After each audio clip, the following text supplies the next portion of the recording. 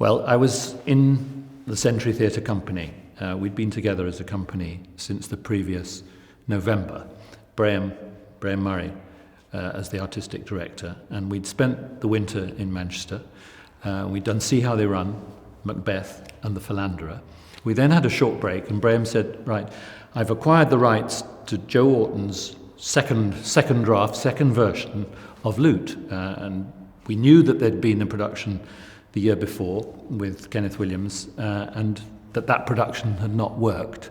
I knew of Orton because of Entertaining Mr. Sloane, which I remember seeing in the West End with Dudley Sutton, Madge Ryan, thinking, here's an amazing new voice. And suddenly we were told we were going to have Joe Orton in rehearsal, and we were going to work on his new version of Loot, and we were going to do it in Manchester as part of our next short season at the University Theatre. Graham said, I want you to play Hal. And Roger Swain, who was in the company, will play McLeavy, Rosalind de Winter will play Faye, Peter Childs, all of us in the company, all of us had been together, which was great. You know, we knew each other, we knew how to work with each other on stage. And then he said, I'm bringing in Julian Chagrin, who I knew of. I'd seen his mime show, and Julian will play Truscott. Which was a really daring piece of casting, because Julian was not what you'd call a straight actor. He was a mime artist, and would bring we discovered during rehearsals, he'd bring his unique brand of physical comedy to the play. So that's the background.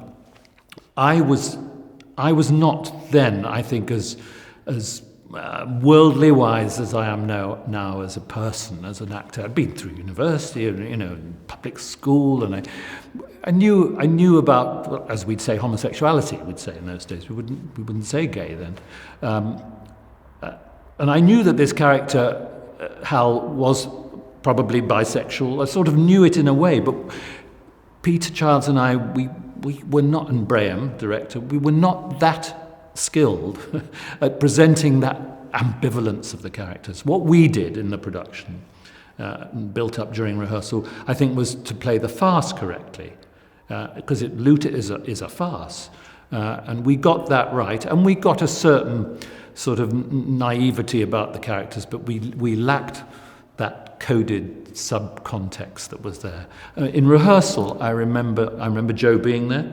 I've got a clear image of him squatting on the floor in front of me. Never said very much. Shy is the word we often use for him. Can't believe he was really, but he seemed to be. The black leather cap that you see in so many photographs was on his head during rehearsal. From my own point of view, Hal, I struggled with finding the right voice, and I knew he should be a London boy, but I just couldn't find the right, London accent, and I ended up playing him Irish. So I'm unique. I'm unique in the sense that I'm the only Irish Hal. And for some rhythms in some of the Hal dialogue, it worked, actually. It did work. So it was not a case of, God, this is embarrassing, but I knew deep down it wasn't right. Yeah, the police were watching the performance in Manchester, and the Watch Committee were watching. That was the authority at the time that appointed the police and carried out, various investigations about the police. And if a play was censored, and it still, 1966, we still had theatre censorship. So the Lord Chamberlain's office had gone through the text and had said, you can't say that, you can't say that, you cannot say your wreaths have been blown to buggery, Mr. McLeavy, or you're fucking Nick, those are out. And substitutions are put in by the Lord Chamberlain. They don't go back to the playwright and say, what would you like to write instead? They suggest, it is extraordinary that we went through that however many hundreds of years of that, and building up to that extremely puritanical attitude in the 50s and into the 60s. And thank God we had that wonderfully reforming Labour government of the 60s. Roy Jenkins, the great Labour Home Secretary, brought in all these reforms. So the police were there to check that we were saying what had been substituted instead. So extraordinary to have that happening. Although I suppose at the time we were not as shocked by it as we are now, looking back. It was still that world.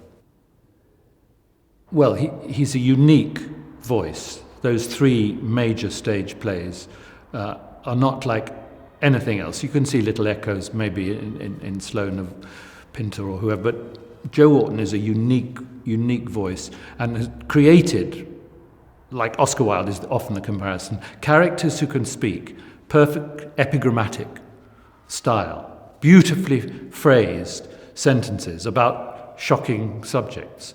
I mean, I always quote Mrs. Prentice, because to me it's, instead of talking about the problems of having an orgasm, she says, my uterine contractions have been bogus for some time. And that is a perfect example. It could be Lady Bracknell.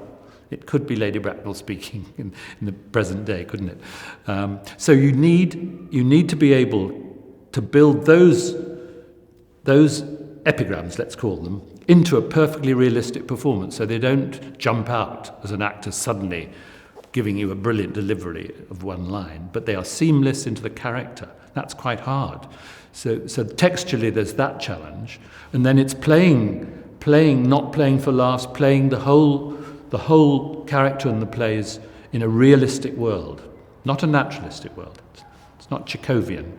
It's heightened realism, isn't it, I think? That all the characters are 6 inches off the floor, but they are real people, and they're caught up in unreal situations, a classic farce, isn't it? Real people in unreal situations. And so the challenge of that, knowing your third eye as an actor is telling you this is not quite reality, but you've got to play it. You've got to play it as if it is. And I love the moment at the end of Luke when he talks about the 3 walls. What has happened here must not go beyond these 3 walls. Joe Orton knew. He was nodding and winking to the audience. The pleasure is doing a play that is not like any other. And when we were doing Luke, it seemed to be for the first time. Looking back now, I was so privileged to be able to be playing an Orton character that had not really been done before, because it was very different from the failed production. You get immense satisfaction knowing that you're not just doing easy, cheap comedy, and there are plenty of examples of that, but these are difficult.